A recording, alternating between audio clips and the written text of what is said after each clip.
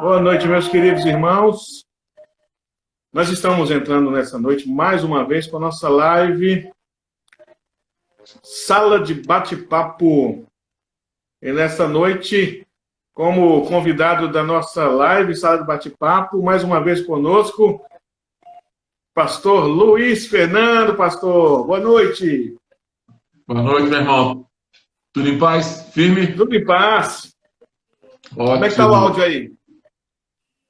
Como é que é? O áudio, como é que está? Tá bom? Tá tudo bem. Tudo ótimo, viu? Tranquilo. Tudo bem. Graças a Deus.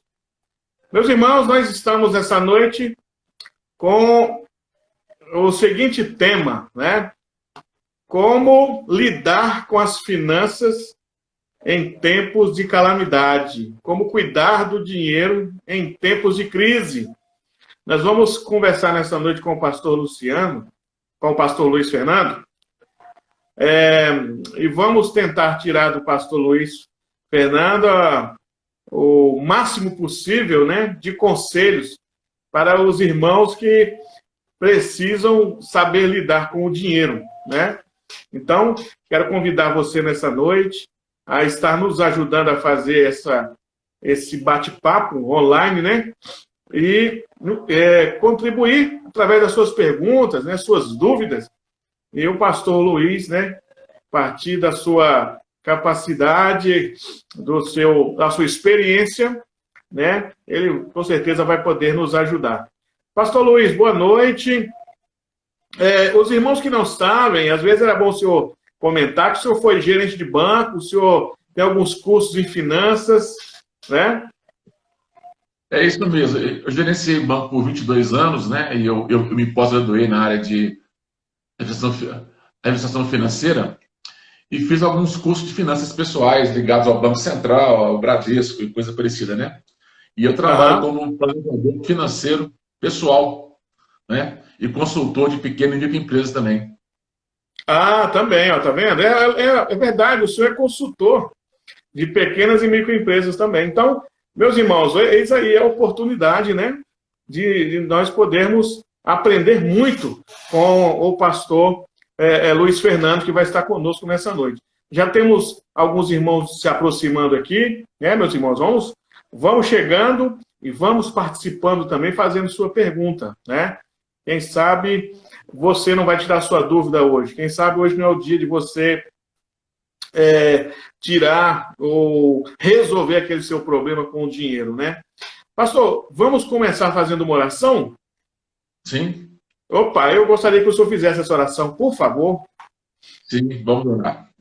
Nosso Deus, nós colocamos em tuas mãos essa live e pedimos que tudo que nós aqui fomos falar possa redundar na glória do teu nome e no bem-estar de quem está nos ouvindo. Nos ajude, ó Deus, a pensarmos nesse tema de hoje de tal maneira que possamos encontrar soluções para o nosso dia a dia e, no final das contas, nós darmos glórias ao teu nome. Obrigado pela vida do pastor Cícero, por todos que estão nos assistindo, e nós te louvamos por tudo em nome de Jesus. Amém.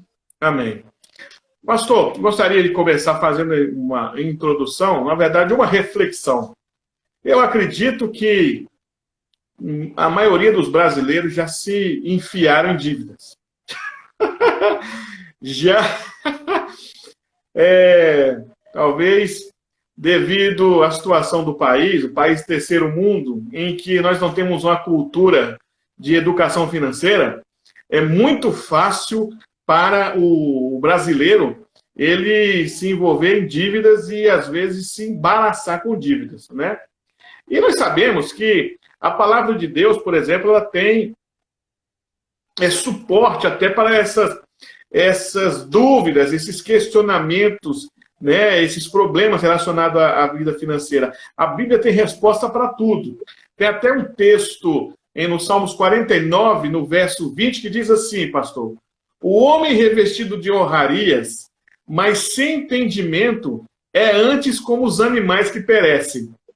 Ou seja, o cara rico, cheio do dinheiro, mas que não sabe lidar com o dinheiro, é igual animal que perece.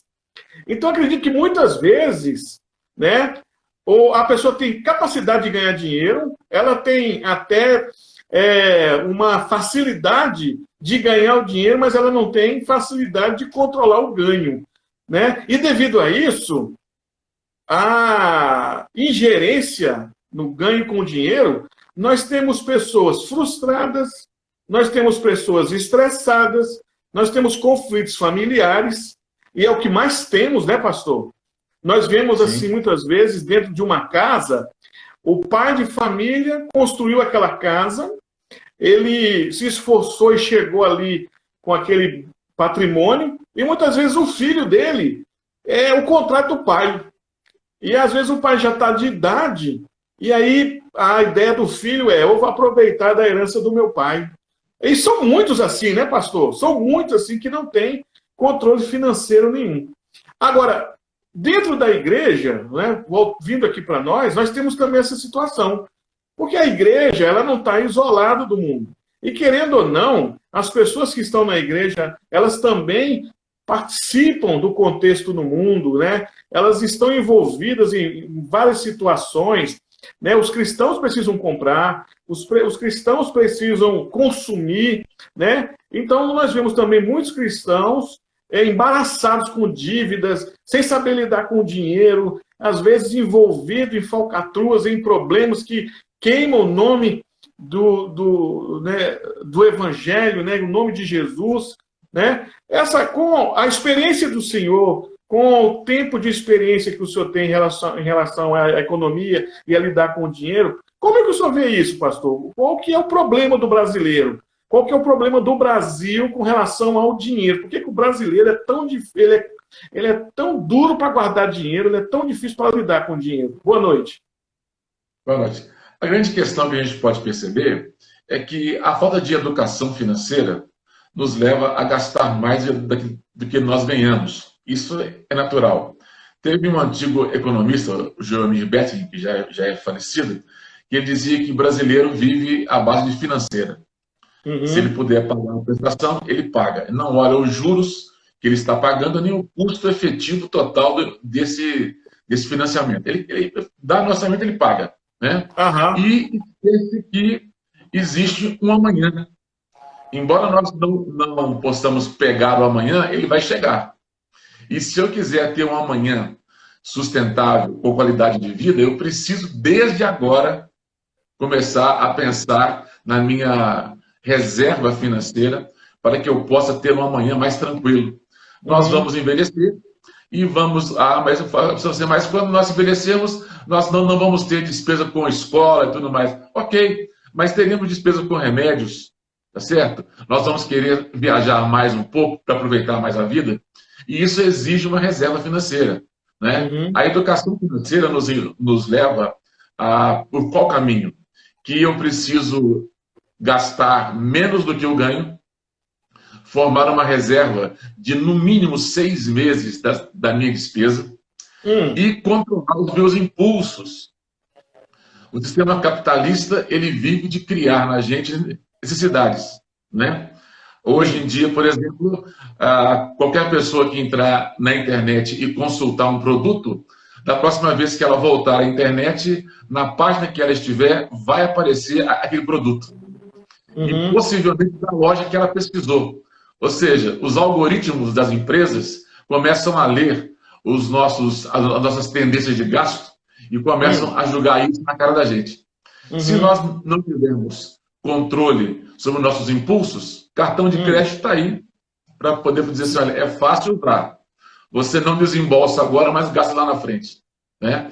E com essa pandemia, o que acontece? A pessoa está mais em casa, está mais sozinha, vai para a internet, recebe uma promoção de qualquer coisa que ela gosta, vai usar cartão de crédito. Há pouco tempo passou uma reportagem de uma pessoa que já estava com mais de 12 mil reais de dívida de cartão de crédito. E não ganhava isso por mês. Então, é muito complicado, né? Pastor, agora me explica uma coisa. Como que a pessoa, ela tem, como que ela vai ter força de vontade em relação a esse mundo consumista? Como que ela pode lidar com isso? Nós sabemos que o consumismo desenfreado chega a ser até uma doença, chega a ser uma patologia. tem pessoas que consomem desenfreadamente. Eu vou dar um exemplo para o senhor. Eu conheço pessoas que têm 10, 12, 15 pares de sapato. Tem gente... Eu conheço pessoas, pastor, eu conheço pessoas, uma vez eu abri um guarda-roupa de um moço que devia ter mais ou menos umas 200 camisas. E eu perguntei para ele assim, mas essas camisas aqui, é para quê? Para o senhor presentear? Ele falou assim, não, é minha. Mas o senhor não usa, não? Não, eu ganhei tanto presente que fica essas camisas aí. Eu falei, mas por que o senhor não doa? Não, não vou doar, não. Não, é minha. É minha. E o cara tem camisa para dar e vender e comprando mais. Como é que a pessoa lida com isso? Qual o segredo para quem está acompanhando a gente de ter força para passar de frente de uma vitrine e não comprar mais um sapato e completar o 13º par de sapato? O que o senhor diria? Há pouco tempo eu estava numa loja que vende sapato para mulher, comprando um sapato para minha esposa. E conversando com a vendedora, eu falei assim, mulher gosta de sapato, né? Ela falou assim, eu tenho 99 pares de sapato. Meu Deus do céu! Eu não consigo terminar de pagar, porque cada vez que lançam um modelo, eu compro um novo. Isso aí é uma carência que a gente tem, porque gastar é bom, gastar é gostoso, né? Nos dá sensação de posse, né? Nos dá um bem-estar. Agora, como controlar isso? Nós precisamos ter objetivos de curto, médio e longo prazo. Sêneca é um filósofo, acho que anterior romano, claro. Ele dizia o seguinte, se você não sabe para onde vai, não existe vento a favor ou contra. Eu não sei para onde vou, então o vento pode ser sempre contra, sempre a favor. Então eu preciso definir na minha vida alguns objetivos de curto, médio e longo prazo. Então, por exemplo, o que eu quero fazer ao terminar o ano de 2020? Já estamos no mês de maio. Ok? Vamos supor que a pessoa queira sair de férias no mês de fevereiro. Se ela deixar para pegar o dinheiro dela no mês de fevereiro para sair de férias, no mês de março ela não vai ter dinheiro, porque já vai ter sido antecipado o seu salário, mais 40%, ela vai receber nada em março. Ela gasta em fevereiro, vai iniciar março devendo. Então, deveria haver uma poupança desde já, visando as minhas férias. Ou seja, se eu tenho objetivos, eu vou correr atrás desses objetivos. Quando eu não tenho objetivo, eu vou gastando no curto prazo com coisas que não são significativas. Eu posso comer 3, 4 pizzas por semana. Eu posso comprar camisas novas. Isso não quer dizer nada. Por quê? Porque eu estou gastando o meu dinheiro de um modo desordenado. Se eu não me engano, Isaías, 700 anos antes de Cristo, ele disse assim, por que você gasta dinheiro naquilo que não é pão? Ou naquilo que não é necessário? O sistema capitalista, ele nos induz a gastar. Cabe à minha pessoa perguntar, eu preciso disso agora?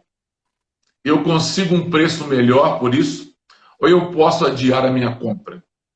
Eu li um livro um tempo atrás chamado Como Nadar entre os Tubarões Sem Ser Comido Vivo, de um judeu americano, dono de uma fábrica de envelopes e tal. E ele dizia assim, quando você tiver vontade de comprar alguma coisa, vá ao shopping sem levar nenhum poder de compra, nem cartão de crédito, nem dinheiro, nem cheque. Chegando lá, olhe para aquilo que você quer comprar, olhe o preço, volte para casa.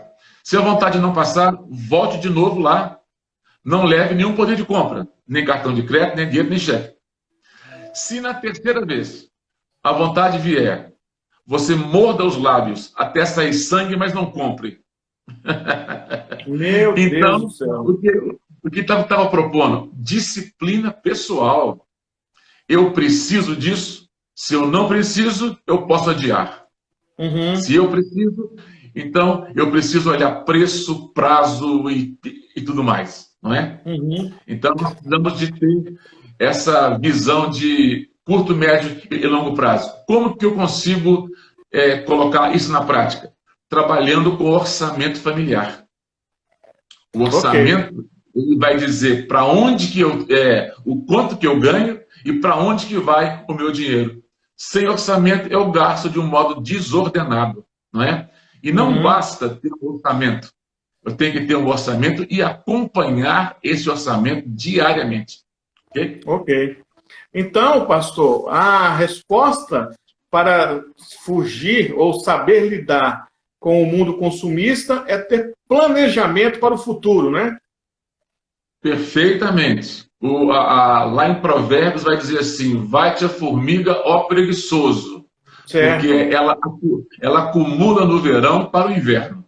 E ninguém tem que mandar a formiga trabalhar ou acumular. Ela sabe que precisa acumular para o inverno. Ok? Ok. Se nós pensarmos bem, por exemplo, nós vamos. Quem contribui sobre o máximo do INSS vai aposentar com 5 mil e pouquinho, 5.800 mais ou menos. Uhum. Será que 5.800 daqui a X anos vai dar para bancar a minha casa, meu plano de saúde, meus remédios, minhas viagens, meu padrão de vida?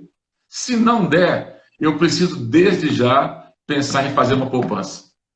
Eu preciso desde já fazer uma reserva, né? E eu aqui eu vou dar uma dica de como fazer uma reserva. Tem pessoas que falam assim: meu dinheiro não dá. O dinheiro dá. O que não dá é a nossa visão da coisa. Quando receber o salário, separe primeiro 10% para aplicação. Depois gaste o resto. Então, sempre vai dar para poupar 10%. Se no começo não der para poupar 10%, poupe 5%, poupe 3%. Mas comece a fazer isso, não é? Tem aplicações no mercado financeiro a partir de R$30 por mês. Então, não tem como não poupar. Então, só um minutinho. Então, o charme da coisa é eu receber o salário e, antes de gastar com qualquer coisa, separar o valor da aplicação. Depois eu gasto o resto. Ok. Agora, pastor, eu quero que o senhor responda isso para o pessoal que está acompanhando esta live, para mim também. Como lidar com a pressa de comprar as coisas? Por exemplo, tem gente que ele não espera. Ele espera, não. Ele fica afobado para comprar o produto, né? Que às vezes ele não tem o dinheiro ali, o dinheiro físico, mas ele tem o cartão de crédito. Aí ele fala assim: não, eu preciso comprar esse negócio.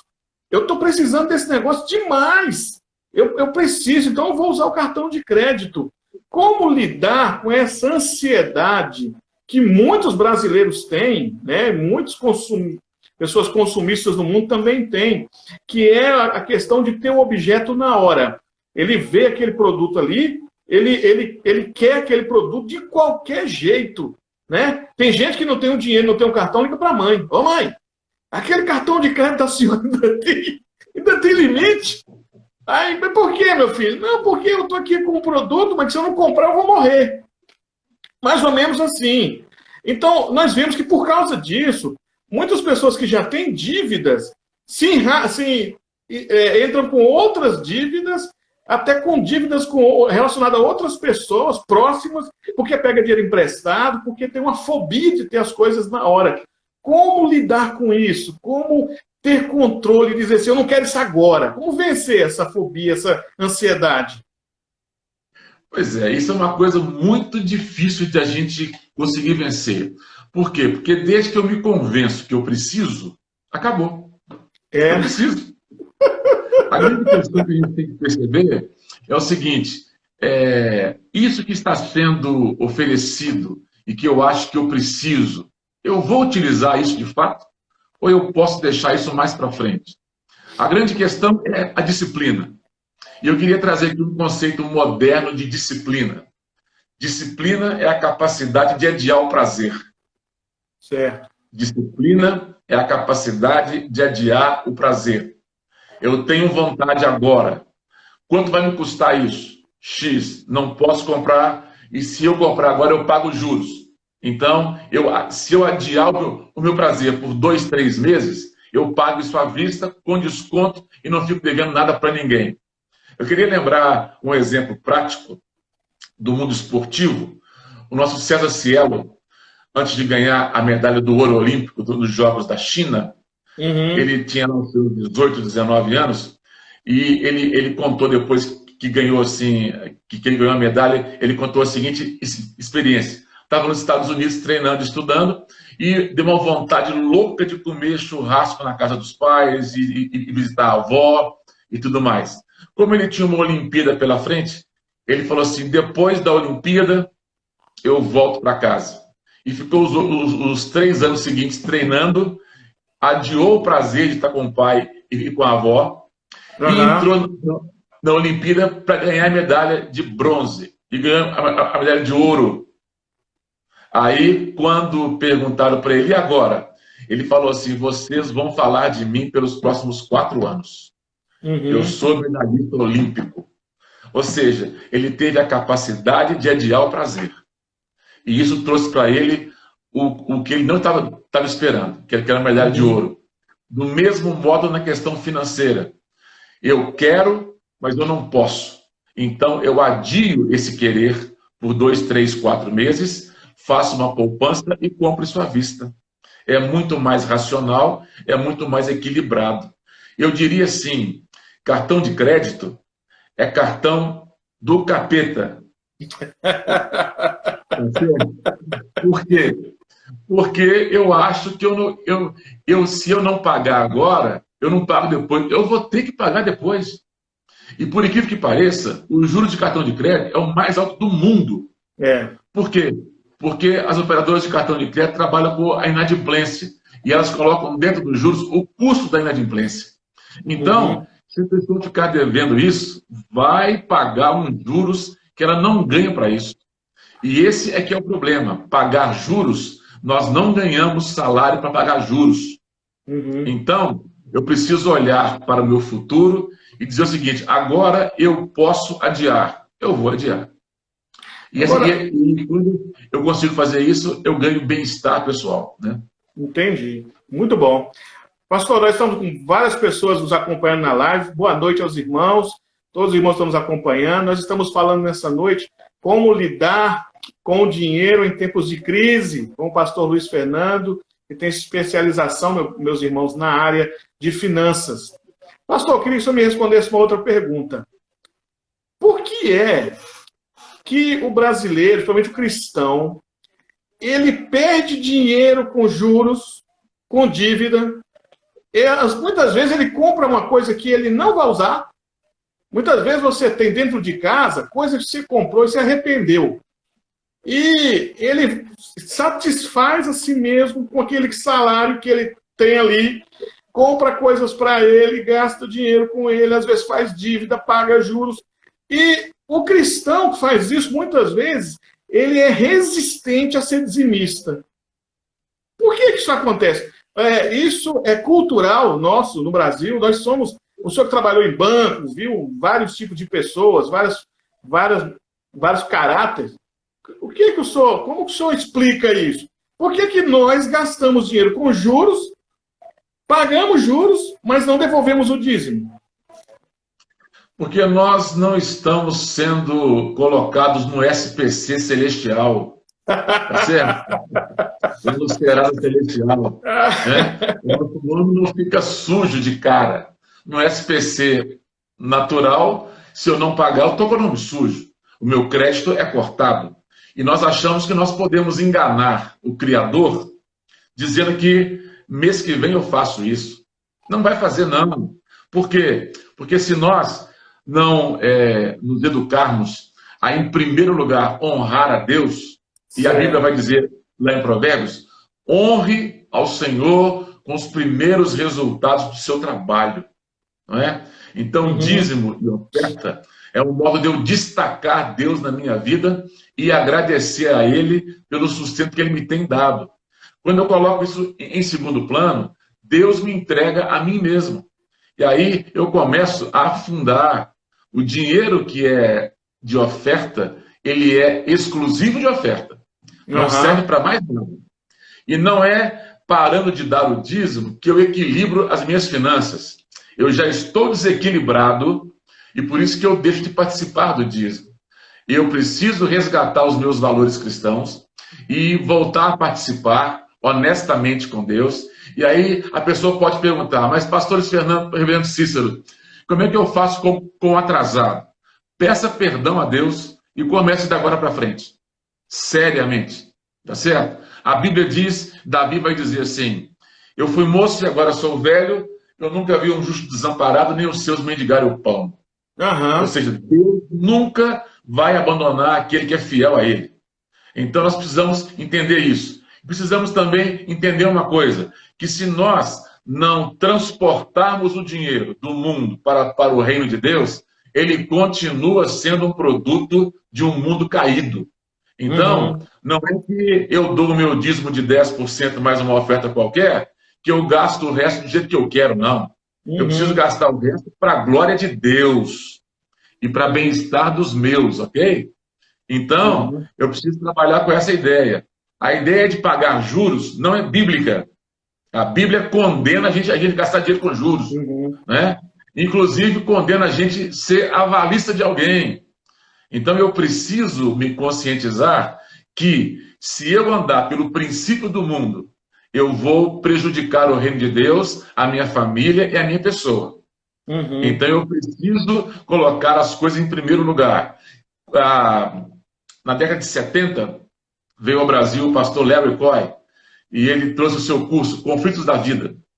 E ele dizia assim, quando a pessoa, ele punha uma pirâmide, né? Uhum. Quando a pessoa está desajustada com Deus, tudo para baixo também desajusta. Financeiramente, emocionalmente e assim por diante. Então, se colocarmos o reino de Deus em primeiro lugar, as coisas vão se ajustar. E eu preciso entender os juros que eu estou pagando a banco, cartão de crédito ou compra a prazo, eu podia ofertar isso em missões. Eu podia ofertar isso na área social da igreja. Ok? Ou Ok. eu podia estar melhorando o meu padrão de vida.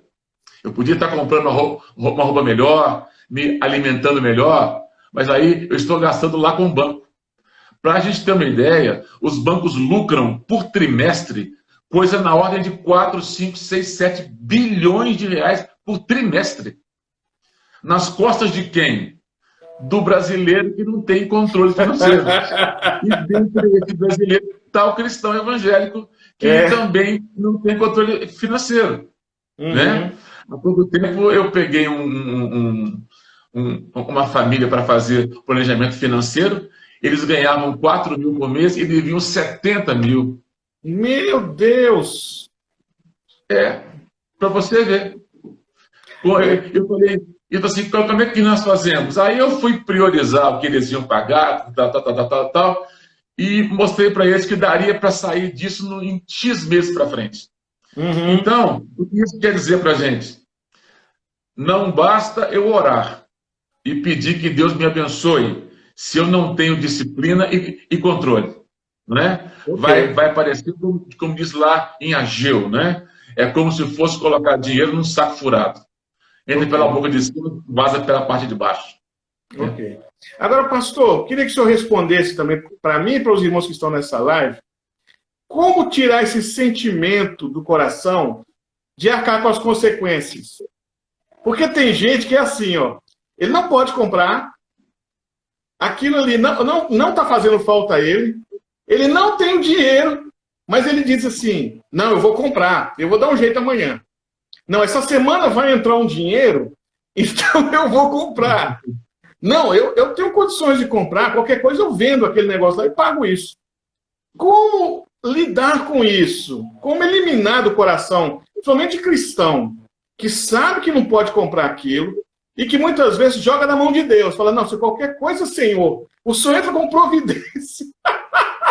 Ou seja, o cara assume consequências, né? E entra enrascada, dizendo, amanhã eu resolvo, Deus resolve para mim. Como resolver isso, pastor? Como lidar com isso? Olha, em primeiro lugar, nós precisamos ser pessoas bem resolvidas. Eu não tenho que prestar satisfação para ninguém. Eu não tenho que mostrar padrão melhor para ninguém. Eu preciso aprender a valorizar o que eu tenho, o que tem chegado em minhas mãos, e dizer, Senhor, muito, muito obrigado por tudo. Por exemplo, um tempo atrás, um pastor amigo que já faleceu, chegou na igreja com o Fusca dele. Só que esse pastor tinha mais de 1,90 m de altura. E a irmã falou assim, pastor, eu só preciso de um carro novo. Ele falou assim, irmã, quando a irmã quiser me dar um carro novo, eu vou aceitar com muito prazer. Por enquanto eu não posso comprar e é esse que eu tenho. Ou seja, se eu olhar para que o outro está pensando da minha vida, eu preciso de uma calça com a marca, eu preciso de um novo celular que saiu mais recente, eu vou quebrar. Eu preciso aprender e estar satisfeito com aquilo que eu tenho. Paulo vai dizer assim, eu aprendi a estar contente em toda e qualquer circunstância. Então, Paulo sabia comer no palácio do rei, como lá na tenda do soldado mais pobre, ou da pessoa mais pobre. Ou seja, a felicidade de Paulo, a realização de Paulo não estava no acúmulo de patrimônios, estava na comunhão com Deus, que lhe dava equilíbrio para isso.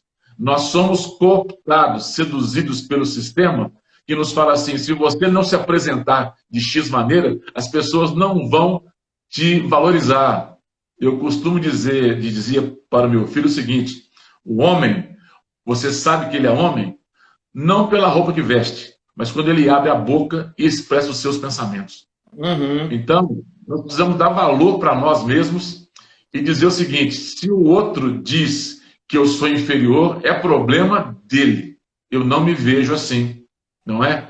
Eu preciso me olhar no espelho e gostar um pouco mais de mim e ser grato a Deus, porque caso contrário, eu vou satisfazer a proposta do outro ou a sedução da mídia. E eu estou perdido com isso aí.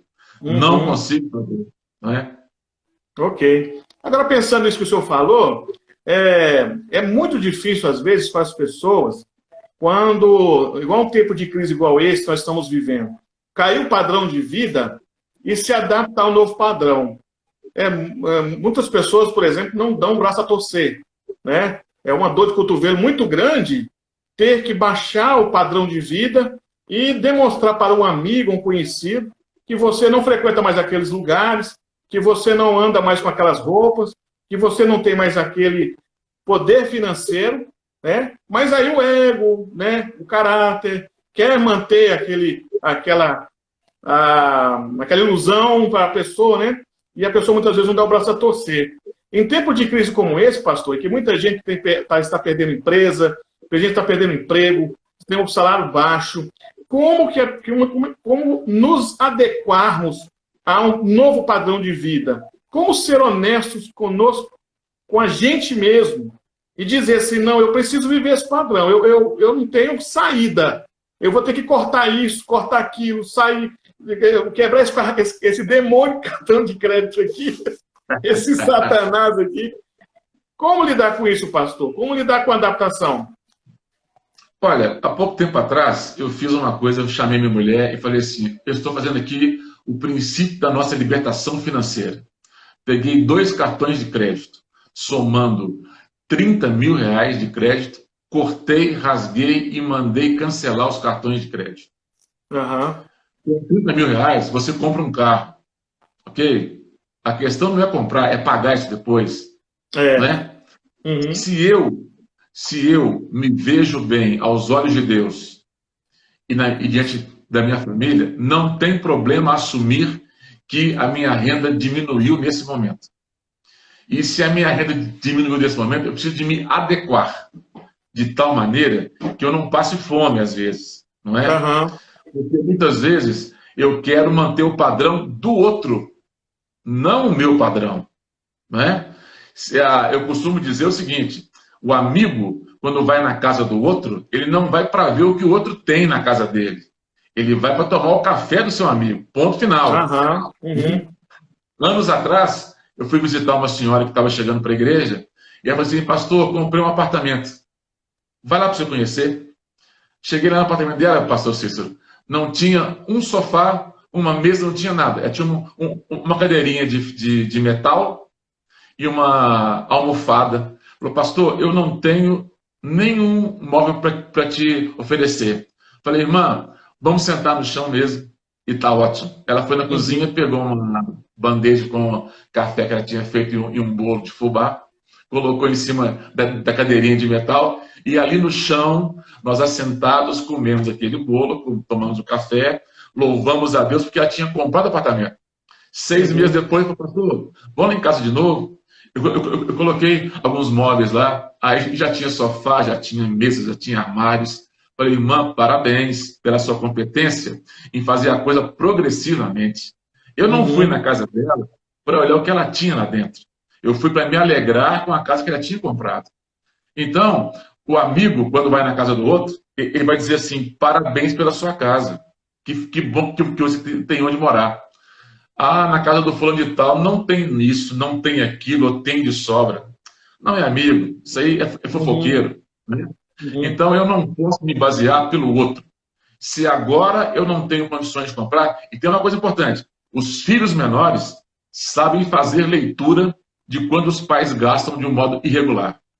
Se uhum. o pai dá para o filho a bicicleta e falta coisa dentro de casa, o filho sabe entender que o pai deu para ele a bicicleta, mas está faltando coisa dentro de casa. E isso é um péssimo exemplo para os nossos filhos. Né? Eu Entendi. preciso Uhum. botar o pé no chão, acalmar o coração, agradecer a Deus pelo que eu tenho e trabalhar com o que eu tenho em mãos. Só isso, mais nada. Se eu ultrapassar isso, eu posso dar com os burros na água. Né? Uhum. Pastor, agora eu gostaria que o senhor também nos ajudasse. Seguinte questão. Muitas vezes, para o cristão, há um paradoxo em relação ao que é necessário e o que é fútil. Muitos cristãos têm trocado, por exemplo, o que é importante para a sua vida por futilidades. Exemplo, muitas vezes negligenciamos o dízimo, mas compramos coisas que nos enchem de dívida, que nos enchem de juros. Como Uhum. lidar ou como aprender a viver pelo necessário? Como colocar o que é necessário em primeiro lugar? Por exemplo, se eu sou crente, na casa de Deus, o necessário primeiro lá é o dízimo e a oferta. Né? Buscar o reino de Deus em primeiro lugar e as demais coisas serão acrescentadas. Né? E dentro de casa, né, saber lidar com aquilo que realmente é importante, é necessário para dentro de casa. Como lidar com esse sentimento que tem trocado o que é necessário por futilidade? Há pouco tempo atrás, um empresário norte-americano ele falou o seguinte: rico é aquele que cada vez mais aprendeu a viver com menos. Cada vez mais aprendeu a viver com menos. Ou seja, essa pessoa encontrou a simplicidade da vida. Uhum, Aí está o charme da coisa, não é? Eu não posso complicar a minha vida com supérfluos. Por exemplo, nessa pandemia, onde as pessoas estão baixando a renda, muitos não foram mandados embora, né? Mas fizeram negociações com as suas empresas para reduzir salários. Jogador de futebol teve isso e assim por diante. O que fazer? Em primeiro lugar, eu queria trabalhar aqui com alguns conceitos que talvez venha ajudar as pessoas. Nessa pandemia, o que fazer para sobreviver e sair lá na frente bem? Em primeiro lugar, organize-se, ou seja, levante quais são as suas receitas, quais são as suas despesas. E aqui eu queria fazer um ponto importante. Analise os seus extratos bancários e de cartão de crédito. Você vai encontrar lá muita coisa que você pode cortar, que gastou de um modo desnecessário ou gastou em excesso. Então, primeiro, se organizar. Quanto que eu ganho, quanto que eu gasto. Segundo, simplifique o seu orçamento. Corte o supérfluo imediatamente. Por exemplo, reduza o pacote de TV a cabo. Se eu tenho um pacote de R$ 400 por mês, põe isso aí por R$ 180. Você vai ter uma economia de mais de R$ 200 por mês. Se você multiplicar por 12, não é? São R$ 2.500 por ano uhum, de economia. Né? Outra coisa que a gente pode perceber é diminua as receitas, as despesas que são comuns, por exemplo, água, luz, não é? E supermercado. Por que eu tenho que tomar um banho de meia hora com o chuveiro aberto? Ora, quando o chuveiro fica aberto meia hora, nós estamos gastando meia hora de água, energia para esquentar a água, e muitas vezes nós não percebemos, Reverendo Cícero, que a água que nós usamos, que ela sai do chuveiro, nós pagamos também pelo esgoto quando ela vai embora. É mais ou menos o mesmo preço da água que eu estou gastando. Olha só.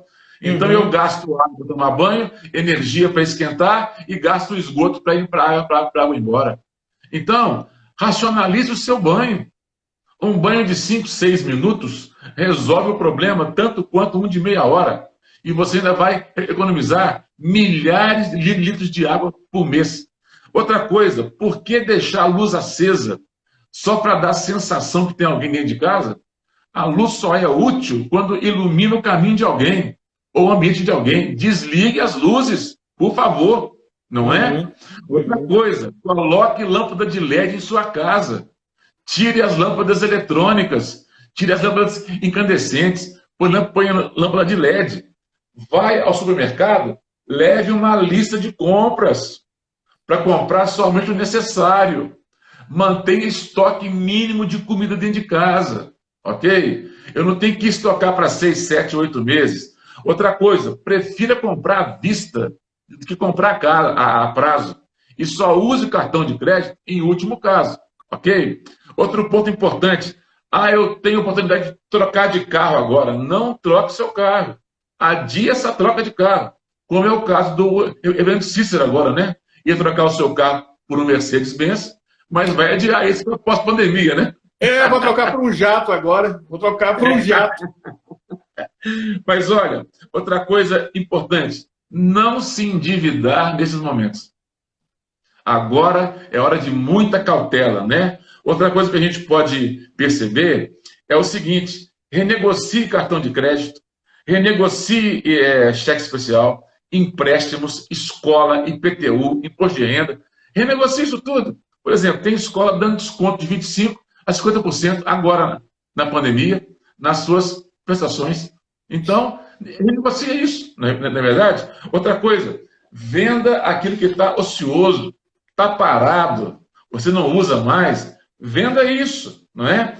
E cuidado com o cartão de crédito por causa da angústia.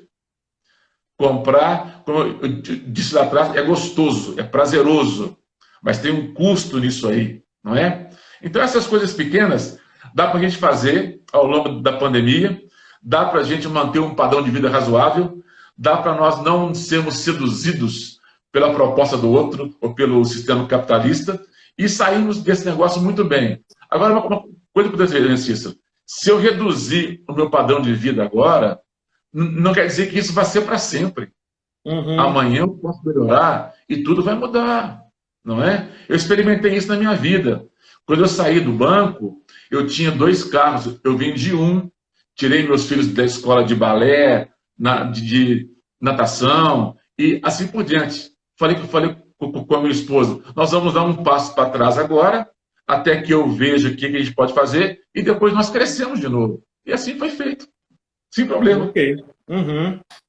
Muito bom. Agora, pastor, pensando nesses conselhos que o senhor deu, conselhos importantíssimos que nos direciona, né, nos coloca num momento de pensar sobre as finanças, de meditar sobre gastos, né, nos direciona a como lidar com os nossos bens financeiros. Eu queria que o senhor falasse como que nós podemos aprender o princípio de honrar a Deus. Como que nós podemos exercitar, familiarizar-se mais com essa ideia de honrar a Deus com nossas finanças? Porque me parece que um dos princípios que pode ajudar, né? Pode não, que com certeza ajuda as pessoas a controlar a sua vida financeira, é lembrar primeiro de Deus, não é? Então, honra o Senhor com teus bens, né? Com a tua renda. E eu creio muito na palavra de Deus de que quando o salmista, no Salmo 37, verso 25, diz: eu fui moço, hoje sou velho, eu nunca vi a descendência desamparada, nunca vi um justo desamparado, nem a descendência mendigar o pão, né? O salmista Davi, quando falou isso, já estava velho, né? Ele já tinha experimentado de tudo, já tinha exercitado na sua vida a ideia de honrar a Deus com as primícias da sua renda. Como exercitar isso? Como aprender a fazer isso? Como aquele irmã que está nos assistindo, que é uma pessoa que tem dificuldade em honrar a Deus com sua renda, pode começar a mudar esse hábito? Em primeiro lugar, eu queria dizer que tem que ter temor do Senhor. E temor do Senhor, alguém já disse que é levar Deus a sério, não é? Então, se eu levo Deus a sério, e se eu creio que Deus pode suprir em qualquer circunstância, e que Ele é o meu Senhor, eu devo essa honra a Ele. Eu devo esse destaque a Ele. E a primeira coisa que eu tenho que fazer, quando eu recebo o meu olerite, ou meu crédito de salário na conta, é separar a minha oferta na igreja. Eu faço isso no meu orçamento, o meu dízimo e a minha oferta não entra como despesa. Eu ponho como investimento. Ok? Eu não vou ter despesa com Deus, em hipótese alguma. Não é? Tinha um pastor no meu tempo de mocidade que ele dizia: você entrega uma pá na igreja para a glória de Deus e Deus te derrama uma caçamba em cima de você. Ou seja, Deus não precisa do nosso dinheiro, né? Agora, nós precisamos da bênção de Deus. E Deus diz para a gente poder participar do dízimo e da oferta. E se assim o fizermos, nós honramos Deus. Em primeiro lugar, separe aquilo que é do Senhor. Invariavelmente. Não deixe para separar no final da sua despesa. Não vai dar. Tá certo? Assim como eu disse lá atrás um pouquinho, separe os seus 5, 6, 10%. No princípio, para aplicar, separe os seus 10% de dízimo também. E também a sua oferta. Depois você gasta o resto. Alguém pode dizer assim: pastor, mas no resto não vai dar para poder pagar tudo. Aí é que está o orçamento. Quando eu jogo no orçamento e percebo que não vai dar, é hora de eu fazer os meus ajustes. Cortar em partes ali supérfluo para que possa dar. Então, o que falta para a gente? Levar Deus a sério, colocar Deus em primeiro lugar na vida da gente e praticar isso. Não basta eu saber, eu tenho que praticar isso. Se eu fosse você, meu irmão que está nos ouvindo nessa noite, se você já recebeu o seu salário, domingo que vem você vai na igreja, separa o seu dízimo e entrega lá. Ah, pastor, mas na pandemia eu não vou. Então oferte isso eletronicamente. Transfira para a conta da igreja o dinheiro, pega aquele comprovante e depois você entrega na igreja. Por quê? Caso contrário, não vai ter condições de fazer. Eu, particularmente, eu não levo mais dinheiro para a igreja, nem cheque, nem nada. Eu faço transferência eletrônica da minha conta para a conta da igreja, entrego lá só comprovante. Ponto final. Eu não me deixo ser tentado a gastar o dinheiro do dízimo. Eu entrego primeiro e afasto essa tentação para lá. Eu tenho visto na minha vida como pastor que todo aquele que deixa de ser dizimista, ele piora de vida, financeiramente falando, economicamente falando, e como pessoa também. Vai para um buraco sem fundo. E depois não adianta dizer que Deus não abençoa. Deus tem compromisso com os seus filhos fiéis, né? Ok. Agora, pastor, pensando nessa pessoa que ela, por exemplo, ela é dizimista, ela está aqui nos assistindo e dizendo assim: ah, não, eu sou dizimista. Mas ela é aquela pessoa que quando pega o seu salário lá no emprego, ela lembra que o patrão é um cara muito chato. E que por muitas vezes lá no emprego, ela mossega, ela se esconde do trabalho, ela faz o pior, ela não exercita a sua profissão com excelência. Então, como entender e ligar uma coisa a outra, a pessoa entender que não adianta ser só dizimista, não adianta fazer um joguete com Deus. Ela também tem que ser uma boa profissional, ela também tem que se dedicar e tem que ter o salário como bênção. Que tem gente que quando recebe o salário, acho que recebeu uma maldição, recebeu uma praga, até culpa Deus. Diz: ah, Deus, olha o salário que eu estou ganhando, ó, nesse emprego miserável que o Senhor me deu. Como fazer essa pessoa entender que o salário que ela está ganhando é uma bênção, que o lugar que ela está trabalhando é para ela trabalhar mesmo, é para ela demonstrar que é uma serva de Deus, fazer tudo com qualidade? Que conselho o senhor daria para essa pessoa? Eu daria o seguinte: o apóstolo Paulo vai dizer, se eu não me engano, Filemão, uma coisa parecida, não me lembro a passagem, trabalhe como se estivesse trabalhando para Deus. Ponto final. Ou seja, não para o patrão imediato, não para a chefia imediata, não para o meu empregador imediato. Eu trabalho para Deus.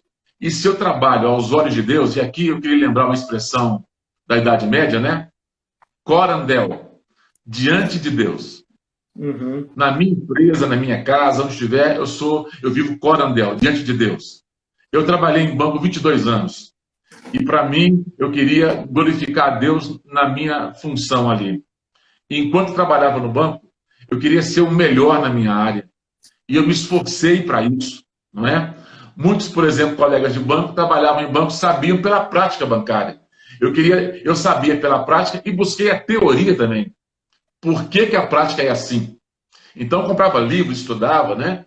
E me tornei uma pessoa dentro do banco que dei muito lucro para minha empresa e fui muito respeitado dentro do banco. Então, se eu trabalho para a glória de Deus, eu não vou criticar o ambiente que eu trabalho. E uma coisa importante, lembre-se você aí, meu irmão, na sua empresa, você não tem amigo não, viu? Se você falar mal da sua chefia, alguém vai abrir a boca e falar que você falou mal. Não fale mal. Outra coisa, seja o primeiro a chegar e o último a sair. Se alguém na empresa propuser, por exemplo, vai lançar um software novo e propuser um treinamento, diga, eu quero ser o primeiro a fazer. Aceite os desafios, tá certo? Você vai se dar muito bem. Torne-se uma pessoa indispensável. E outra coisa, se a pessoa não aprender cada dia na sua função, ela vai ficar obsoleta. Ela vai ser trocada. Então, vibre com o seu emprego, ame o seu emprego, porque foi Deus quem te deu. E enquanto Deus não abrir uma outra porta, é essa porta aberta que eu tenho que ficar, tenho que trabalhar e tenho que me alegrar naquilo que eu estou fazendo. Caso contrário, vira um fardo pesadíssimo. E eu me torno ali um mau testemunho para Cristo Jesus. Ok. Então, é por aí. Ok. Agora, pastor, entendendo, é claro que esse diagnóstico que o senhor está dando é importante para que aquele que está trabalhando, somente em tempo de crise, ele garanta o seu emprego, né? É necessário que aquele que está trabalhando faça o seu trabalho com excelência, porque em tempos de crise o patrão vai ver que ele é necessário. Ele vai ser o último a ser mandado embora, né? Ele vai ser o último a passar na cabeça do patrão para que ele seja dispensado. Agora, diante de um cenário de crise, diante de um cenário em que as finanças estão balançadas, e a questão econômica está em dúvida, a pessoa não sabe como vai ser amanhã, como lidar com esse sentimento de que eu posso amanhã não ter salário, amanhã eu posso não ter dinheiro? Como lidar com esse sentimento? Vou falar com cristão. Como cristão lidar com o sentimento de perda, de amanhã eu não tenho isso, amanhã eu não tenho aquilo? Como que o senhor aconselharia? Em primeiro lugar, lembrar que Deus é soberano em todas as coisas. Nada acontece na nossa vida sem a permissão de Deus, não é? E se a Bíblia diz que todas as coisas cooperam para o bem daqueles que amam a Deus. Então, uma tradução boa desse versículo seria: Deus opera através de todas as coisas para o bem daqueles que o amam. Pega esse medo, coloca nas mãos de Deus. Por quê? Porque enquanto a situação desagradável não chegar, eu não posso antecipar. Se eu antecipar, vai gerar em mim ansiedade. E aí eu estou perdido, né? Então, eu preciso começar a pensar em fazer aquela minha reserva, que eu falei lá atrás, tá certo? Separar lá meus 5, 6, 7, 10% por mês, reduzir os meus custos o máximo possível, e se acontecer de chegar o desemprego, eu não preciso entrar em parafuso, né? Pirar. Eu sei que Deus há de prover na minha vida o necessário. E eu preciso aprender a conviver, como eu falei agora há pouco, cada vez mais com menos. Então, não pense que você vai ser mandado embora. Procure fazer acima daquilo que o chefe te pediu. Jesus fala assim: vocês são servos inúteis porque só fazem aquilo que é mandado. Ok? É verdade. Faça o extra. Procure trazer coisas novas para a empresa, novas propostas para a sua chefia. Procure apresentar novas saídas. Leia um pouco mais, não é? Veja mais documentários, traga novas ideias. Pessoas assim dificilmente perdem emprego. Agora, aquela pessoa acomodada, que só quer salário, qualquer um faz isso e vai ser dispensada mesmo, né? Ok. Meus irmãos, nós estamos aqui com o pastor Luiz Fernando. Nós estamos falando nessa noite sobre questão financeira, como lidar com o dinheiro em tempos de crise, né? Nós estamos vendo os governos apontando aí para uma possível crise. Nós estamos vendo já algumas empresas fechando, o aumento do desemprego. Mas nessa noite nós estamos querendo trazer para os irmãos alguns esclarecimentos e algumas lições, né? Alguns ensinos a partir da experiência do pastor Luiz Fernando sobre como lidar com a vida financeira, como lidar com o dinheiro em tempos de dificuldade, né? Pastor, agora eu gostaria de saber, e queria que o senhor também nos ajudasse respondendo a pergunta, como lidar com um tempo difícil, com a situação difícil, e ao mesmo tempo glorificar a Deus. Porque Paulo vai dizer isso, né? Que em tempos difíceis, de dificuldade, ele glorificava a Deus, ele sempre bendisse a Deus. Como ensinar esse irmão, essa irmã que está nos assistindo, a lidar com esses tempos difíceis? Como que ela deve se comportar como cristã? Como o pai de família deve lidar numa situação difícil? Como a mãe, a esposa deve lidar com o marido? Porque nós vemos que diante do problema financeiro, da falta do dinheiro, o que nós temos é brigas dentro de casa, desavenças, nós temos todo tipo de dificuldade, né? Como lidar com esse tempo? Como dizer obrigado, Senhor, mesmo em tempos difíceis? Como fazer isso? Olha, nós precisamos ser pessoas mais simples e mais agradecidas a Deus, né? Em questão de dinheiro em termos de família, quem gera renda na família deveria se assentar com os outros e abrir o orçamento para todo mundo. Chama seus filhos, vem cá, papai está ganhando X, mamãe está ganhando X, a nossa renda é tal, então nós não podemos ultrapassar isso aqui. Conscientizar os filhos que eles precisam ajudar também. Na economia, por exemplo, de um banho mais rápido, de comer sem jogar comida fora, e assim por diante. Não é? E chamar a esposa e dizer o seguinte: minha querida, nós temos esse valor para gastar por mês e tem que sobrar ainda. Se a mulher, por exemplo, não trabalha fora de casa, ela pode ajudar economizando. Se ela não gera dinheiro, ela pode gerar menos despesa. Então, ela pode ajudar. Não é? E trazer um costume antigo do povo cristão que foi perdido. Sabe qual que é, Pastor Cícero? O culto doméstico. O culto doméstico, é verdade.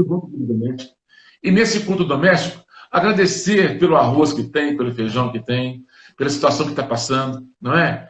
A Bíblia diz, em tudo dá graças, porque essa é a vontade de Deus. Então, vamos dar graças, né? Diz lá o salmista, bendize a minha alma, Senhor, e não se esqueça de nenhum só dos seus benefícios. Deus há de suprir o que nós precisamos. Deus não é um carrasco que está lá sentado no trono, com a vara na mão, querendo dar em nós porretada, não. Ele quer nos suprir. Nós precisamos entender que nada na nossa vida acontece sem a permissão do nosso Deus. Então, Amém. Gratidão em primeiro lugar. Tá certo? E olhar para a vida com mais simplicidade. Né? Nessa hora, como eu falei lá, menos angústia e mais prazer em dizer, Senhor, obrigado pelo que eu tenho. Amém. Isso é a diferença, né? Amém. Meus irmãos, nós estamos encerrando o nosso bate-papo, pastor. Muito obrigado, viu?